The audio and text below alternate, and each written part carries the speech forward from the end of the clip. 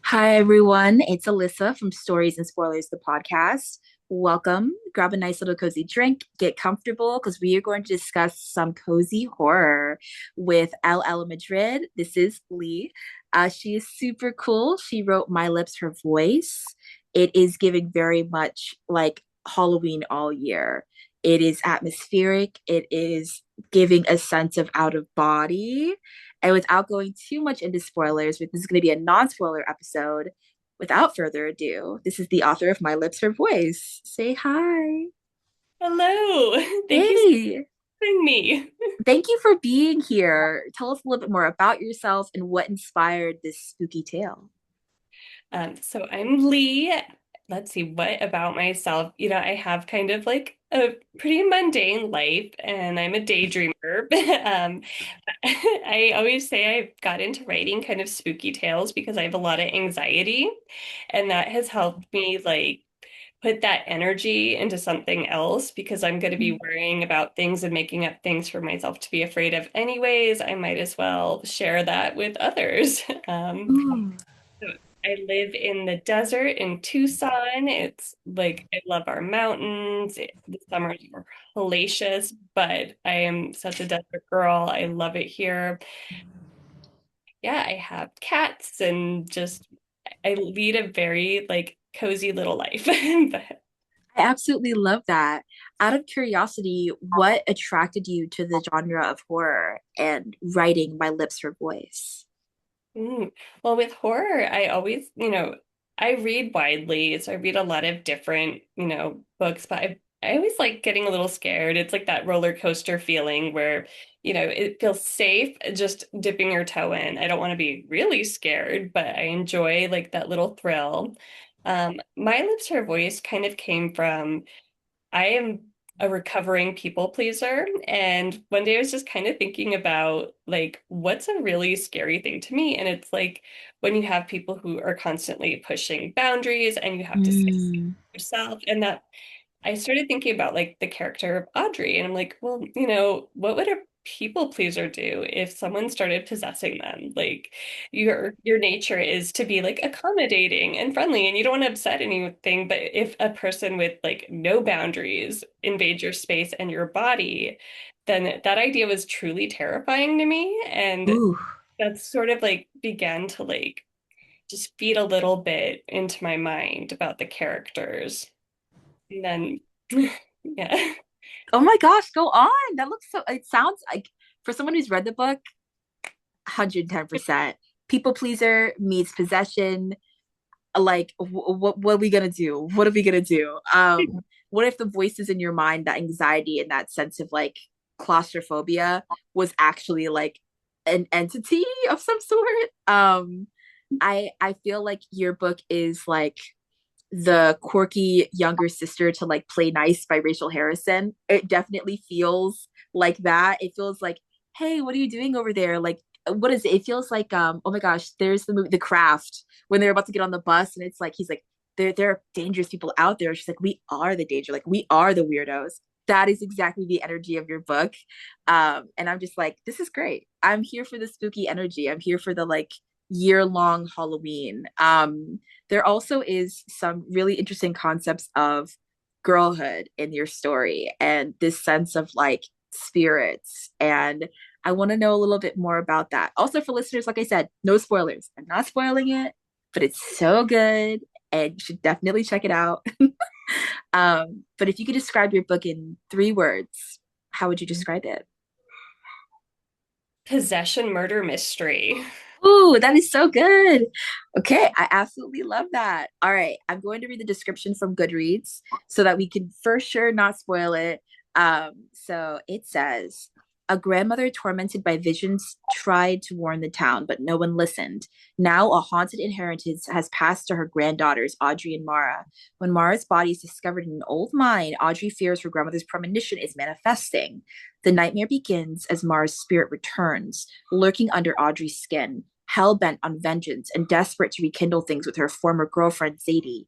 Willing to hijack Audrey's body to get what she wants, Mara drags them both into deadly pursuit. When another girl in town goes missing, Audrey, Mara, and Zadie know the killer has struck again. In a fight to solve Mara's murder and uncover the mystery of disappearances in Cooper City, the girls soon find themselves at war with each other. How do you survive long enough to hunt a murderer on the loose if the person inside you might kill you first? It's 350 pages and it came out October 14th of 2025. And that's My Lips, Her Voice. It was so good. It's one of my favorite books of the year. And there is LGBTQIA plus representation in the story as well. And I wanted to know a little bit about what inspired Zadie for you and why that element of that relationship was important in the story. So Zadie, actually, I saw. So I live in Arizona, and we have all these like little quirky towns around. And one time I was like on a little road trip, and we were going through Tombstone, which is very like touristy, but like Wild West, and it's cheesy and but still like authentic street. And I had saw this girl like in full like costume because they have character actors just wandering the streets. And I was looking at her and I was fascinated because I'm like, that's either the worst after school job you could possibly have or like the best, depending on your personality. And I was just thinking about her and inventing things in my mind. And Zadie's kind of like, she's a cool girl without being like this popular girl. She knows what she wants. She's ambitious. She can be a little selfish, but like she's kind of like the person that I would have been like just obsessed with at that age because I'm like, oh, she's got it together. She knows what she wants. She's cool, but also not realizing, oh, she's a mess like everybody else. So like Mm. a lot of fun writing Zadie.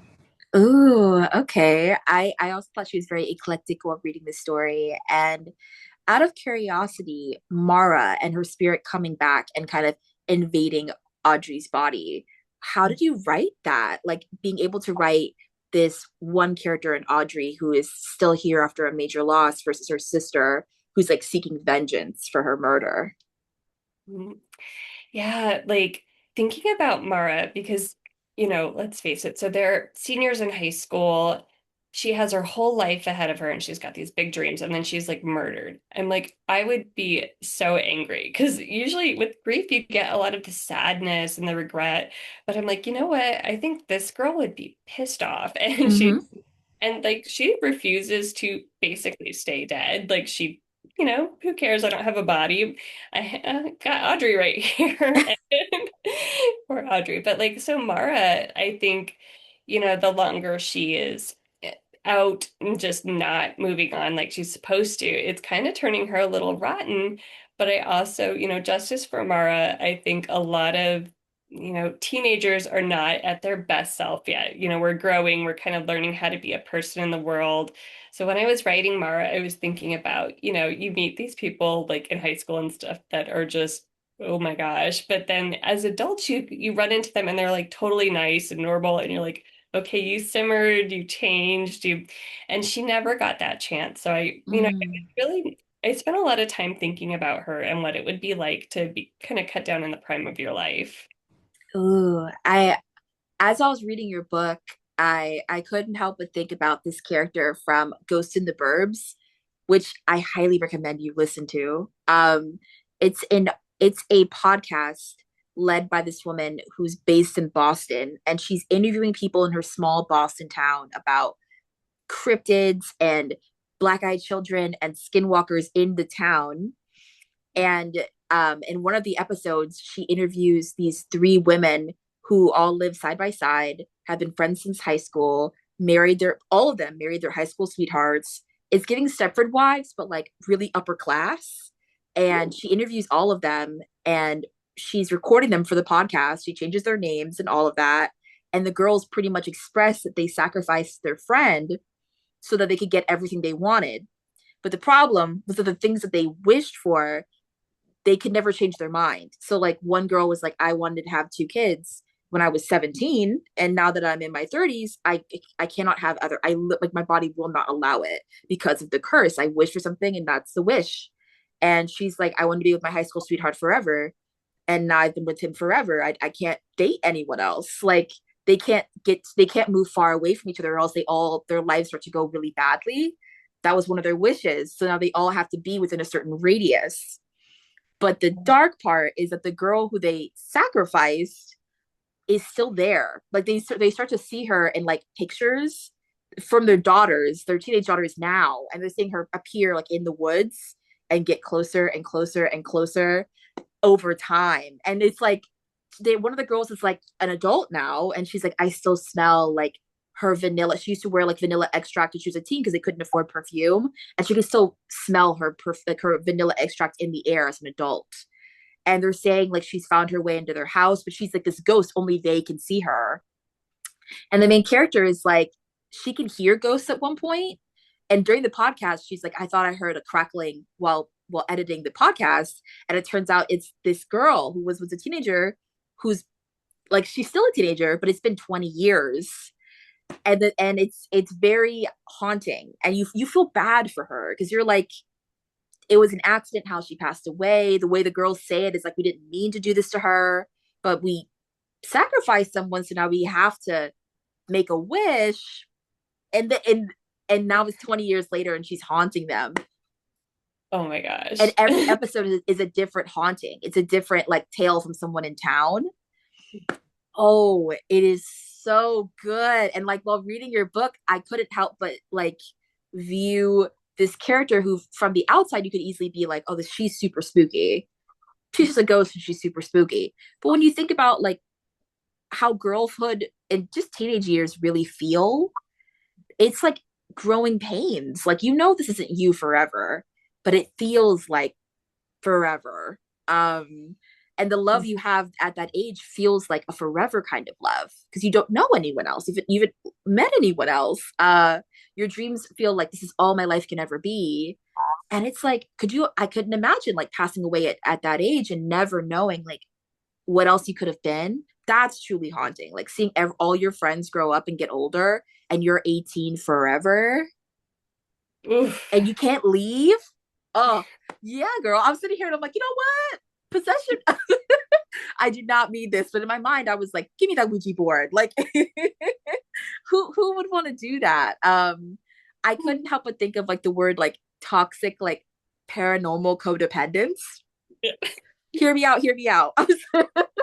She's like, I'm gonna see my girlfriend again and you're gonna help me and we're gonna solve this murder and you're gonna help me. And the main character is like, it, how is she supposed to say no? Like this person's inside of her now. Like, ooh, ooh, brother. And it's and poor Audrey is just like, I don't really want to do this. This is so awkward. And and Mara's just like, yeah, we gotta go see Zadie, gotta get her back. Who cares who I gotta win my girlfriend back. I'm sitting here as a fellow gay. I'm like, hey, yo, like, I think there's other ways to communicate this. Like, we could pull a ghost right now to some pottery. Like, we could figure something out. Like, I don't think I need to use my sister to like get to my girlfriend. Like, ugh, brother, I don't know. Is this cheating? It's her spirit, but it's not her body.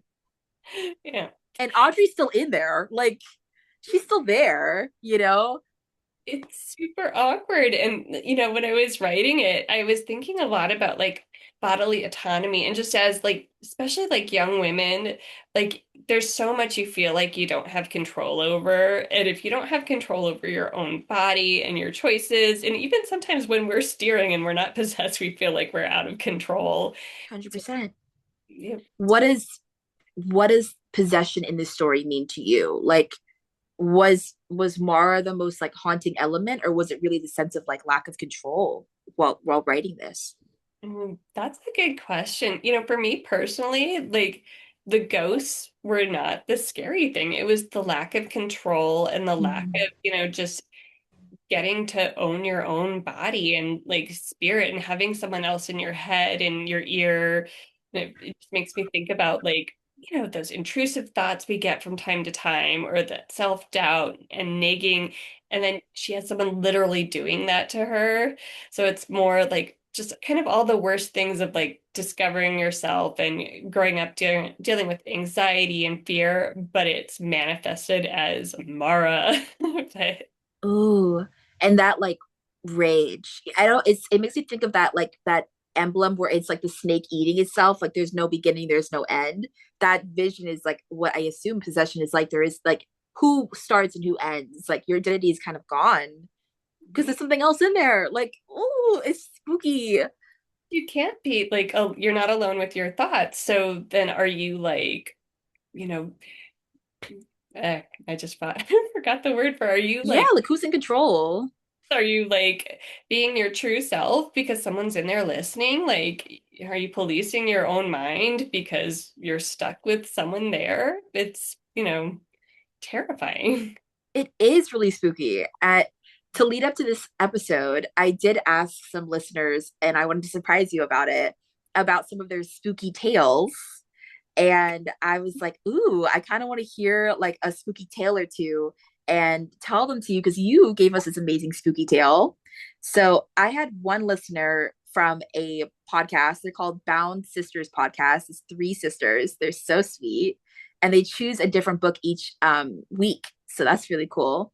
But they said that they had a spooky tale they would hear at summer camp called The Green Ribbon. Have you ever heard of it? I have. Yes. And it was something, it was related. They sent me a little snippet and it was pretty much saying that there was a girl and like she wore a ribbon, she got married, the guy could never take the ribbon off. And then one day she got hurt, they went to the hospital and then they took the ribbon off and her head fell off. That's really scary. That's really spooky. No, no, no. And then I had a spooky tale I wanted to share with you that I heard when I was a tour guide on a college campus. It was a really historical college campus.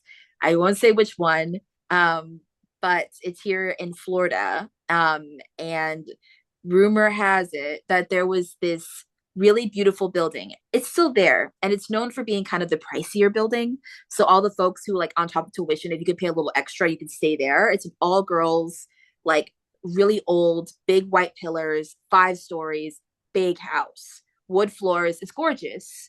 But at night, there's this top little window. And when we used to give tours, we would go to the second floor because going the higher up you go, the more you can hear footsteps and creaking. And that little window area was in the roof of the building, which isn't even a dorm, it's like storage, but it's usually locked up. So one day I was doing my tour and I had to like practice what I was going to say. I was being trained on what to do. And we were doing a night tour and we were like, oh, yeah, like we'll show you all the buildings. It's for kids who are like for sure going to the college. And the guy who was training me was like, hey, you guys want to hear a scary story? I was like, yeah. He's like, you can tell it during the your little tours. It'll scare the students and it's great. And he was like, there is this little light on that little room, that little window. And he's like, that room's locked. Like security can't even get up there. It's not an automatic light because it's such an old historic building that if it gets too hot, it's a fire hazard. So no one knows that light comes on every Halloween. But rumor has it there was a girl who died in that dorm and she's still there. And that was her room. And I was like, oh, that's a lie. Like anyone can go up there. My friend dated her, who's now her husband, was a security guard. He was doing that at night and he was a student during the day. And he was checking all the buildings, all the dorms to make sure that none of the like locks were broken, making sure everything was good. And he went to that nice, fancy, fancy building. And he went to the top and someone had claimed like, oh, I'm hearing banging in one of the like storage rooms. Something must be open. And he went to that top area and the door was locked. Like he could not get up there. And his keys can unlock everything. And he was like, I couldn't get up there. But he's like, I did see a light through the cracks. Like I could see like a light. Oh, spooky, spooky, spooky. So that was like my tale from campus where I was like walking back to my dorm at night. And I swear, after that creepy, creepy story, I could hear like what I thought was like footsteps behind me on my way to my dorm, which is super far from that dorm. I could not afford that dorm, but I was walking back to my dorm and there was this like down little path. And you would go down this little path, there was a little street, cars would come, and you could cross over and get to my dorm. I swear, I turned around, 8 o'clock at night, just got off work. I turn around, there was no one behind me. And I heard footsteps behind me. I tell you, I ran I ran across that street. I ran to my dorm. I swiped my key card. I ran to my room and I told my roommate, like, please don't leave tonight. Stay with me. And yeah, that was my creepy tale. Was it a ghost? Was it a ghoul? We'll never know. But those were some scary tales for you. I absolutely love it. Would you like a ghost story in return? Yes, I will take a ghost story. So years ago, I was always one of those people if someone's like, I saw a ghost or I heard something, I'm like, you whatever, just making it. But I worked at this really rundown coffee shop, and this was so many years ago. But I was an opener and I opened by myself, and it was like 5 a.m. So I'm like half asleep. I go and lock the door behind me.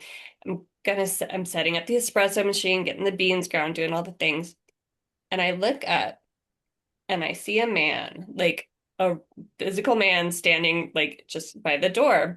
I knew I locked the door because, I was really good about that even in my sleepy state. And there's bells over the door and they didn't ring. My first thought, because this was like a very solid man, was that someone had, stayed overnight, like hidden in the coffee shop. And I was terrified. And I just froze and watched him walk up to me all the way until he was about this far away from me. He looked at me in the eye and his like eyes like widened like he didn't see me until that point and he vanished. And I freaked out. I ran around, I turned on all the lights, I unlocked the door, I opened, I didn't have anything ready. I opened like 30 minutes early and I called my dad. And because he at the time, like he had a really long commute and he got up early, and I made him talk to me on the phone until I had my first customer. By the time my shift was wrapping up, because the morning shifts in the winter, it was just me. My boss actually came in, and I was like, I had convinced myself I had this weird hallucination, and I'm like, you're not gonna believe it. I think I saw a ghost this morning, and kind of haha. And my boss is like, you saw him? And I did not say him. I said a ghost, and then No. yes. And then he described the same outfit that he was wearing, just like he kind of looked like a greaser, like white t-shirt and jeans. What? And I was not the first person, I'm probably not the last person to see him, but multiple people had seen him. But the scary thing to me was I did not think he was a ghost until he vanished. I thought it was like a real life just creeper. But ugh. That was so long ago, and I still think about it all the time. Oh, no. No. That is the second spookiest tale I've like between your tale and there's an author named Tom. He also wrote a horror story called The Moth, and he had a tale that was also very spooky. Neck to neck, neck to neck. Both scary, scary. Ooh, yours has ghosts, and his, I believe, had a demon that appeared as his partner Oh at no. night. Dude. Yes, he woke up from a nightmare, and on the episode, he shared that his partner he turned around in bed and had all black eyes and was not his partner. When oh, creepy, creepy, creepy. My No. brain is like no. So and I shall put on Netflix until I can fall back asleep. The sounds of British Bake Off will cleanse any demonic entity in this building. That's the only way to Um, get the demon. it's the only way to kill the demon. It's if we were in Stranger Things and there was a Demogorgon around the corner, I'm putting British Bake Off on. No one can dismay the joy in that show. How can you be scared when you hear that in the background? There's no Right? way. Thank you for your spooky tale, and I do want to bring it back to your amazing book and ask, since you're also a fellow scaredy cat, Yeah. while writing your book, were there any moments that you kind of scared yourself? You know, a lot of there is, not to give spoilers away, but there is another ghost in the book. Writing about those sightings, like, because I tapped a lot into like just my own little experience, and thankfully that's my only one I've ever had. But like just kind of thinking about like what would make it scary? Where would it be scary to see a ghost? Like, and just like thinking of all those possibilities, and then it like makes your head like kind of spin those, and then you're trying to fall asleep a few hours later, and you're like, oh, what if there's a yeah. Oof. I've like, there are certain stories that I've read and I look back and I'm like, ugh, like I get scared remembering the book or remembering certain scenes. And I will say there's this few moments from your book where I had to like close the book and go like, I will be coming back to you in the morning. I'm sitting here, I'm like, and I will be reading you again when the sun is up and I'm around other people in the best way possible. I was like, I am afraid. But it's the same feeling you get when you get into a car after like a movie and it's nighttime and there's the dark back seat. Mm. Fellow scaredy cats, even in your own car, even with your if you're in your parents' car, your partner's car, a friend's car, it could smell like strawberry shortcake. I don't care. I'm terrified. Tell me if I'm wrong, but the dark cubbies in a car at night When you scare can't me so there. bad. No, I'm so scared. I would rather hike in the woods at night than get into a dark car after a horror movie. Put the lights on. We got to check. Yeah. The worst is when you forget to check and you're already driving, and then you're like, oh. Yes, the fear and anxiety. Oof, no, no. Okay, before we go into a little reading of your book, I will ask you a fun question. So that was like a ooh thought. Okay. Would you rather live inside of a horror book for 24 hours or have to live inside of a horror film for 24 hours? You can pick any film or book. Which one are you choosing and which movie or book are you choosing?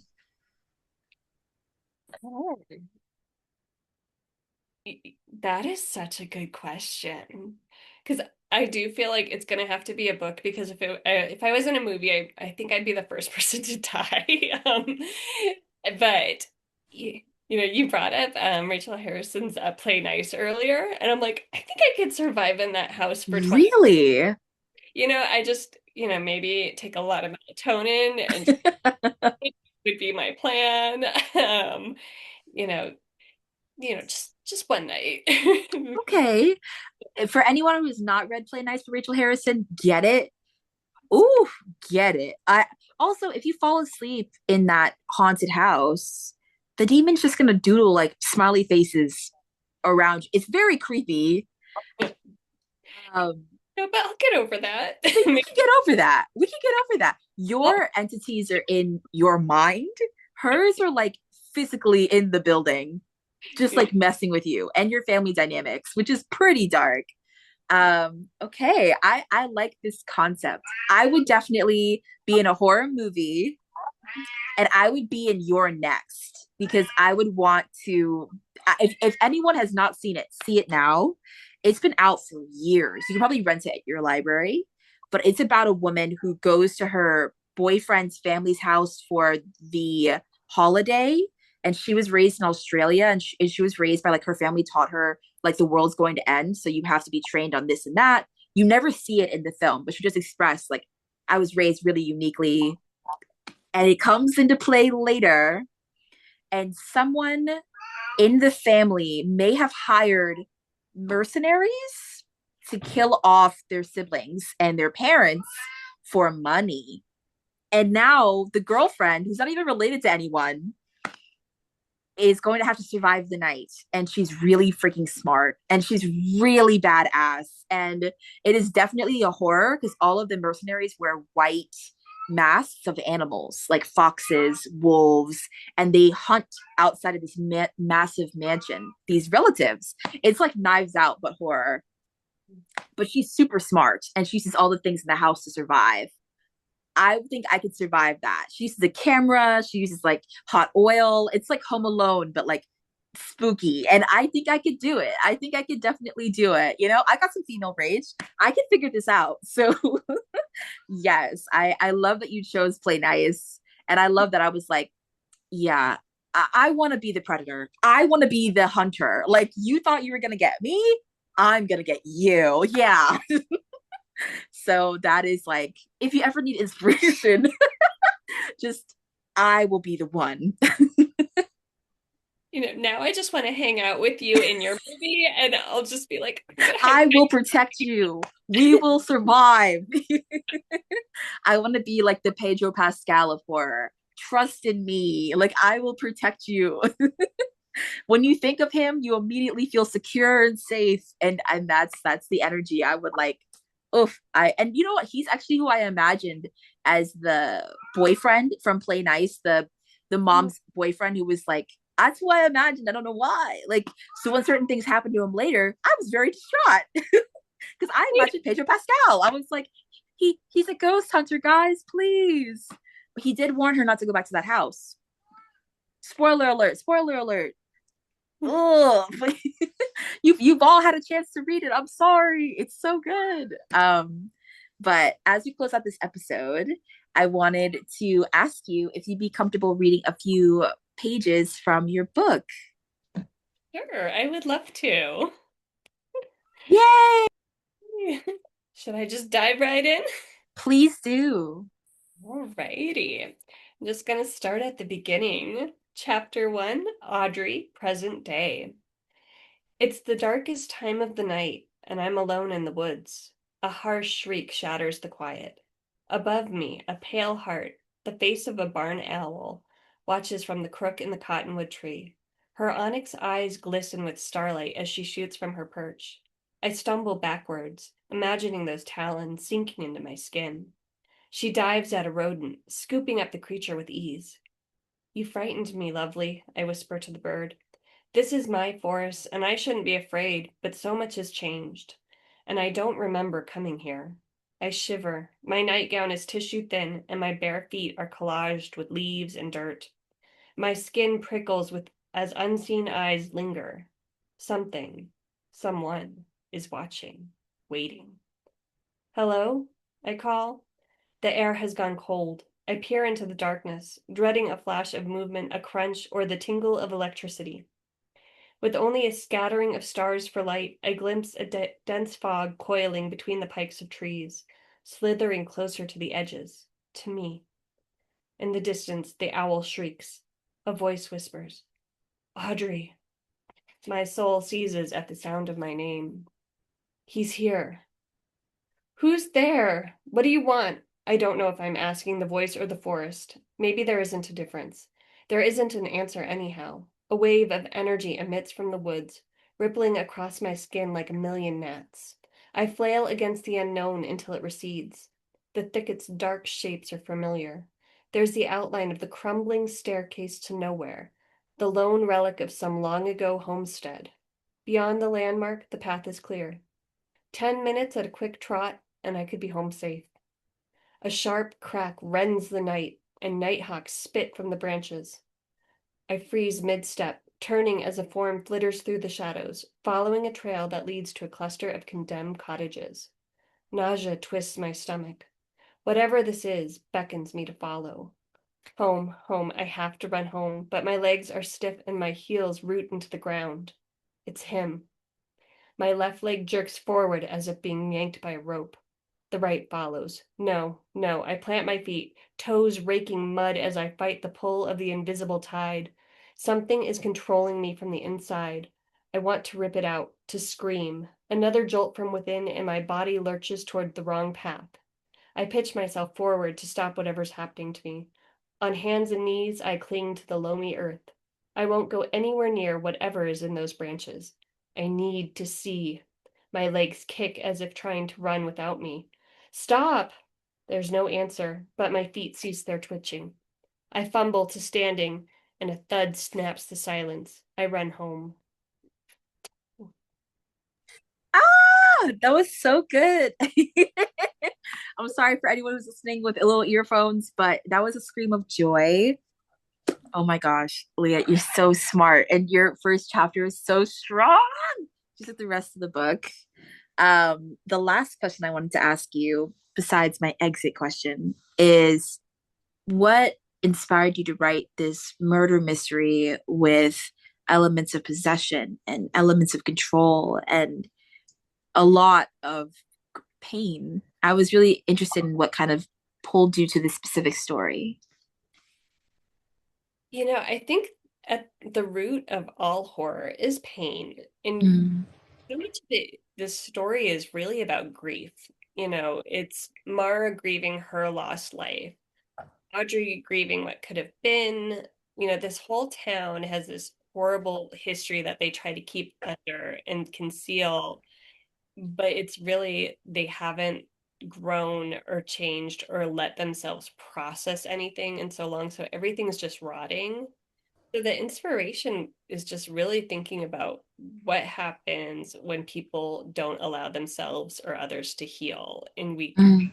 the generational trauma or curses, as it would be in this book, that just kind of they keep coming back up and bubbling to the surface until someone finally faces it and says, no, we have to stop this. And that's kind of what I wanted to explore in this book, but in like a spooky way.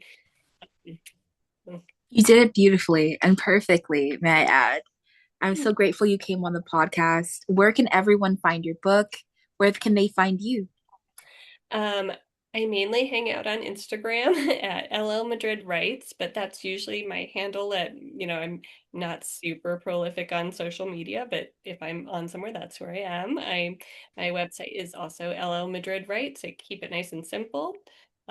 People are welcome to contact form. I love talking to people, so anyone's welcome to reach out to me. The book is wherever books are sold, but at least online. It's, in a lot of bookstores, but not all of them. So, but Thank you so much for coming on the podcast. I, of course, will have your social media linked below, as well as your book. For listeners, please check out My Lips, Her Voice. It is haunting. It is a great mystery, and the writing is so atmospheric. It's like you're stepping into the woods with her, be it in the dark or in the mind of someone else. Spooky. And it's just so, so good. Please like this on YouTube, subscribe, follow, and once again, check out her book. It is absolutely amazing. Thank you, listeners, for coming on, and thank you so much for talking about your wonderful book with me. So, well, thank you for having me. of course, it's no problem.